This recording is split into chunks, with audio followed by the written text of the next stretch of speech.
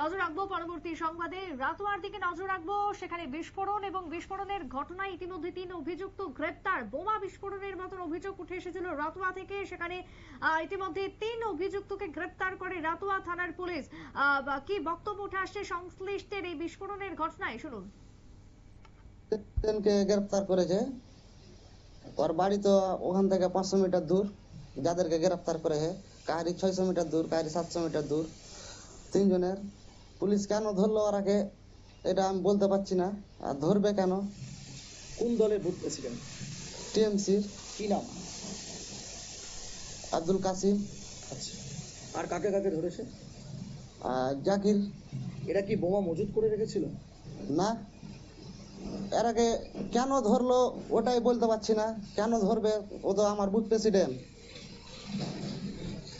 ওর বাড়ি ওখান যেখানে বোমা ব্লাস্ট হয়েছে ওখান থেকে 500 মিটার দূর।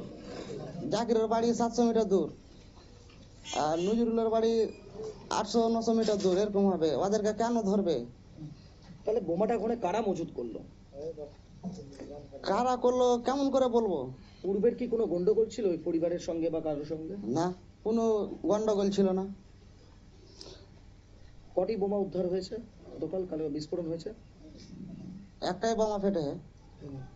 ও বোমা ফাটার পরে আমি গিয়েছিলাম, জানতে পারলাম যে পুলিশ এসেছে, গেলাম। আচ্ছা, কি মনে হচ্ছে পুলিশ কি তাহলে এদেরকে ধরলো কেন? কারণ কি? সংশ্লিষ্টের বক্তব্য আপনারা শুনলেন। টেলিফোন লাইনে রয়েছেন সাংবাদিক রক্তিম সিদ্ধান্ত। রক্তিম, এই যে রাতোয়ায় বোমা বিস্ফোরণ, ইতিমধ্যে অভিযুক্ত গ্রেপ্তার, কিভাবে হলো এই বোমা বিস্ফোরণ, এখনো পর্যন্ত কি জানতে পারছো? দেখো, আমরা যেটা জানতে পারছি, মালদা জেলার রতুয়া, সেখানে কিন্তু বোমা বিস্ফোরণের ঘটনা ঘটে এবং এই বোমা বিস্ফোরণের ঘটনা ঘটার পর কিন্তু 3 জনকে আজ গ্রেপ্তার করা হয়েছে। গতকাল রাত্রে ওই 3 জনকে গ্রেপ্তার করা হয় এবং 3 জনকে গ্রেপ্তার করার পর আজ চাঁচল মহকুমা আদালতে পেশ করা হয়েছিল। যেটা জানা যাচ্ছে যে 3 জনের মধ্যে একজন হচ্ছেন চাঁচল এলাকার তৃণমূল কংগ্রেসেরই বুথ সভাপতি। আর বুথ সভাপতিকে গ্রেপ্তার করার পরই কিন্তু ইতিমধ্যে প্রশ্ন উঠতে শুরু করেছে, শাসক দলের মদতেই যদি এই ধরনের বোমা বা বারুদের স্তূপ মজুত করে রাখা হয়, তারপরে বিস্ফোরণ সেগুলি হয়, তারপরে প্রশাসন সেই শাসক দলের নেতাদের গ্রেপ্তার করছে, তাহলে কি আগামী দিনে এখন বর্তমানে পশ্চিমবঙ্গ কি বারুদের স্তূপে দাঁড়িয়ে রয়েছে? এমনটাই কিন্তু প্রশ্ন সাধারণ মানুষের।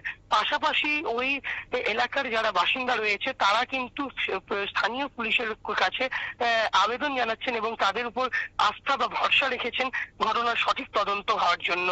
ইতিমধ্যেই ওই এলাকা থমথমে রয়েছে এবং পুলিশ পিকেট বসানো রয়েছে, এমনটাই কিন্তু আমরা জানতে পাচ্ছি। এখনো পর্যন্ত ইতিমধ্যে তৃণমূলের বুথ সভাপতির নামও নাকি তালিকায় রয়েছে, অন্যদিকে 3 অভিযুক্ত গ্রেপ্তার হয়েছে। তার মানে কি শাসক দলের এই যে একটা মাথা জড়িত রয়েছে, এই ঘটনাকে কোনোভাবে তাহলে শাসক দলের পক্ষ থেকে ঘটানো, কি মনে হয়? দেখো, এখনো পর্যন্ত আমরা যেটা জানতে পারছি যে শাসক দলেরই এক বুথ সভাপতি, তার নাম যখন পুলিশের লিস্টে আসছে, পুলিশ তাকে যখন গ্রেপ্তার করছে, তখন স্বভাবতই শাসক দলের ইন্ধন এখানে রয়েছে বলে কিন্তু মনে করছে ওয়াকিবহল মহলের একাংশ। এবং ওয়াকিবহল মহলের যারা রয়েছেন তাদের পক্ষ থেকে স্পষ্ট দাবি করা হচ্ছে, শাসক দল এবং বিরোধীদের পক্ষ থেকেও দাবি করা হচ্ছে, শাসক দলের যে সমস্ত অসাধু নেতৃত্বরা রয়েছে তারা শান্ত বাংলাকে বা শান্ত পরিস্থিতিকে অশান্ত করবার জন্যই, এবং যাতে সাধারণ মানুষ ভয়ে থাকে আগামী দিনে আবারও বিধানসভা নির্বাচন আসছে, সেই বিধানসভা নির্বাচনে যাতে বাংলার মানুষ ভোট দিতে না যেতে পারে, তার জন্যই কিন্তু এই ধরনের কার্যকলাপ চালানো হচ্ছে তৃণমূল কংগ্রেস অর্থাৎ শাসক দলের পক্ষ থেকে। এমনটাই কিন্তু বিরোধী বা ওয়াকিবহল মহলের বক্তব্য। রক্তিম, ঘটনায় বোমা বিস্ফোরণে কি কোনো বড়সড় কোনো বিপত্তি ঘটেছিল? কোনো হতাহতের খবর কি মিলেছে? দেখো, এই যে বোমা বিস্ফোরণ, এই বোমা বিস্ফোরণের ঘটনার পর কিন্তু ওই এলাকায় 2 শিশু, তাদের কিন্তু ক্ষতি হয়েছে। তারা ওখানে ছিল, তাদের অঙ্গহানির ঘটনা কিন্তু আমরা জানতে পারছি এখনো পর্যন্ত।